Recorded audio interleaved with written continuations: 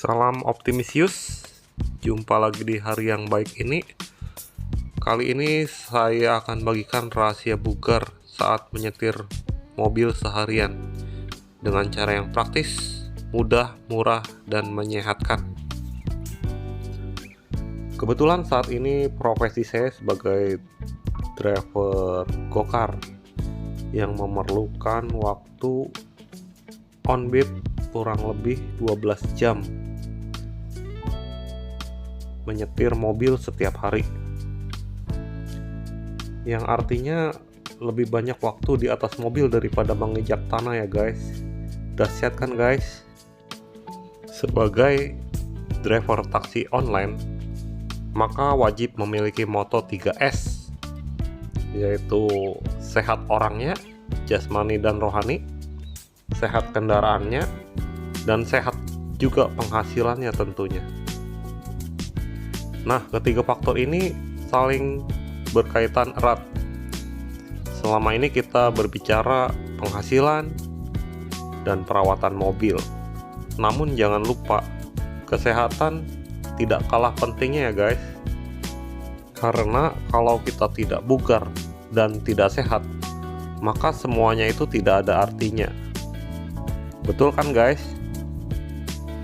Untuk kesehatan jasmani, kita awali dengan pola hidup sehat, yaitu dengan istirahat yang cukup, waktu tidur kurang lebih 8 jam per hari agar badan kita benar-benar fit, karena regenerasi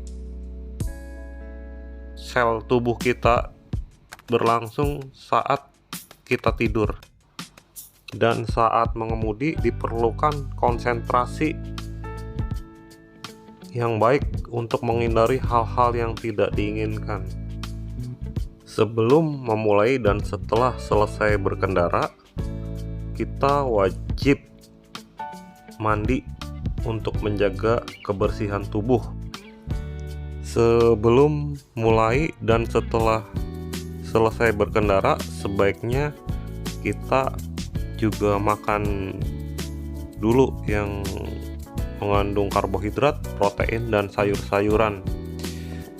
Jika tidak sempat saat berangkat, maka makanan tersebut bisa kita bekal untuk dimakan pada saat menunggu orderan masuk.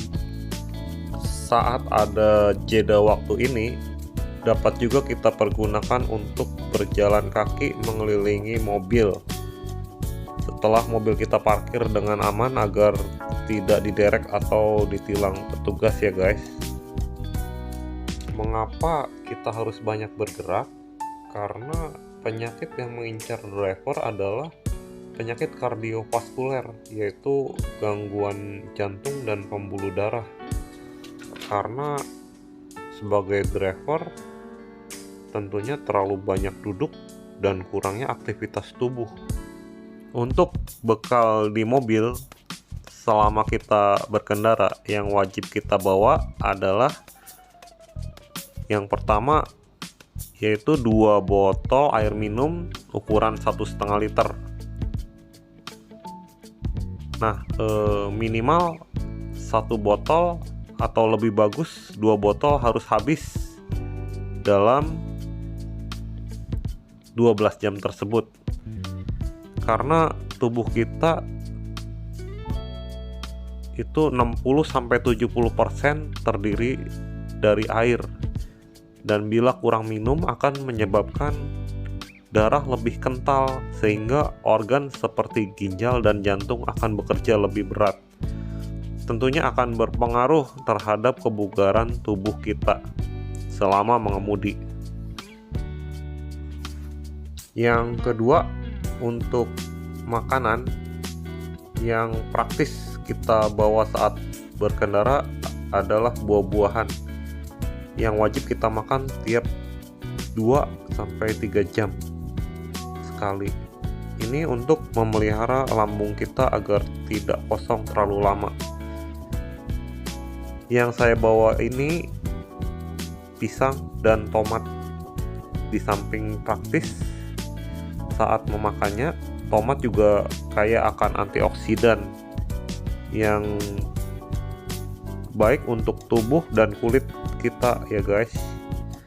Selain itu, kalau saat kita berkendara kita makan makanan karbohidrat, maka akan menyebabkan ngantuk saat mengemudi.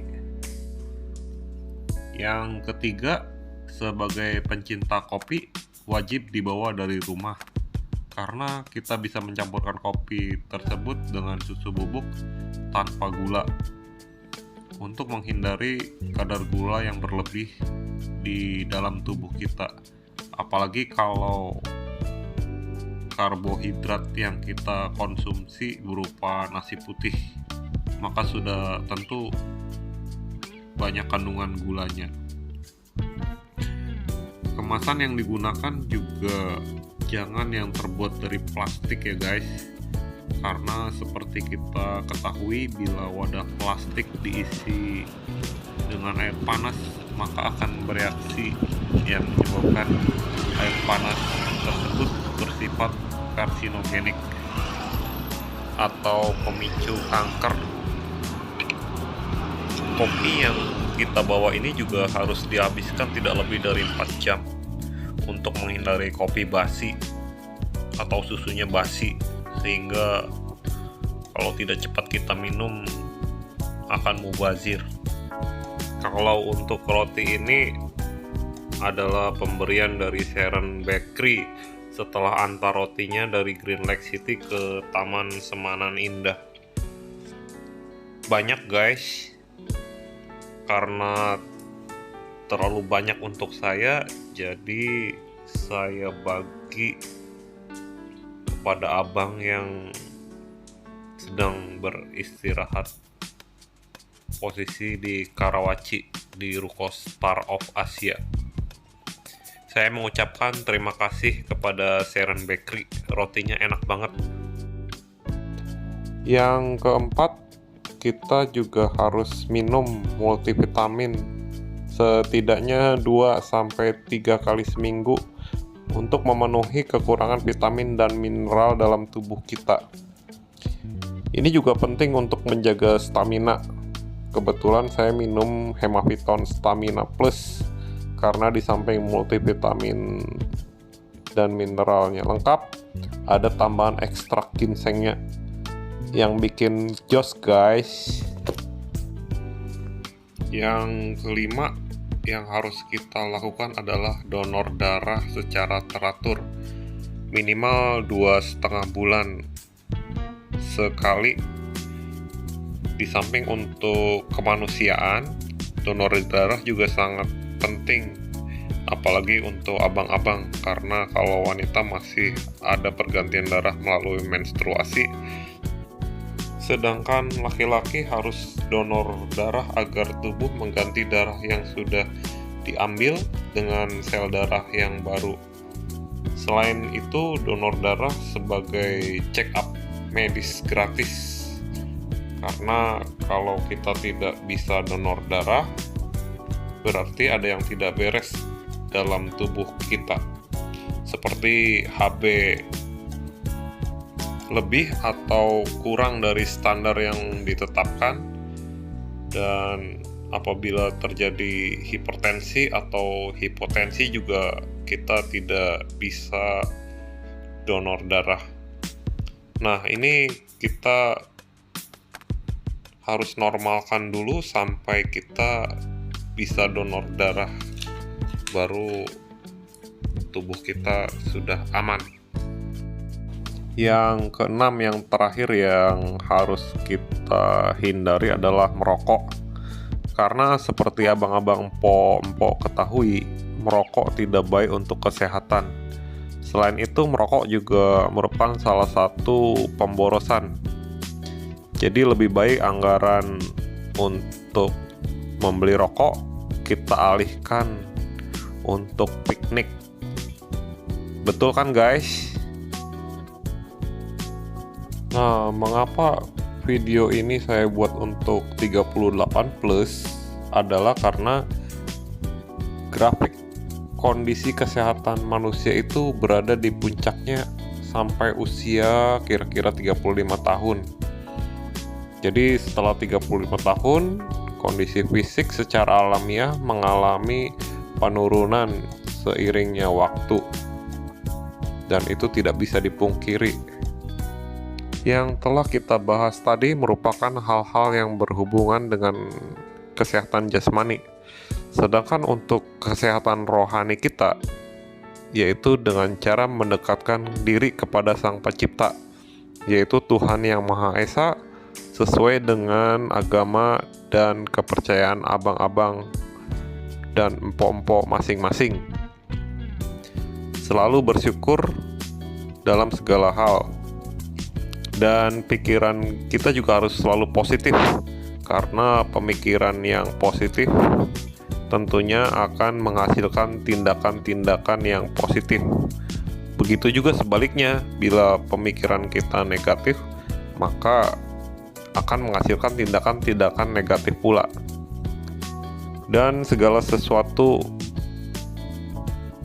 menjadi menyenangkan bila kita berpikir positif, dan kita akan lebih ceria berhadapan dengan orang lain.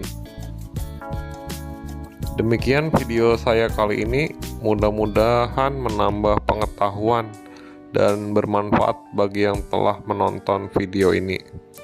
Terima kasih sudah menonton. Kalau ada kekurangan, mohon diisi di kolom komen saja ya. Terima kasih, salam optimisius, sampai jumpa.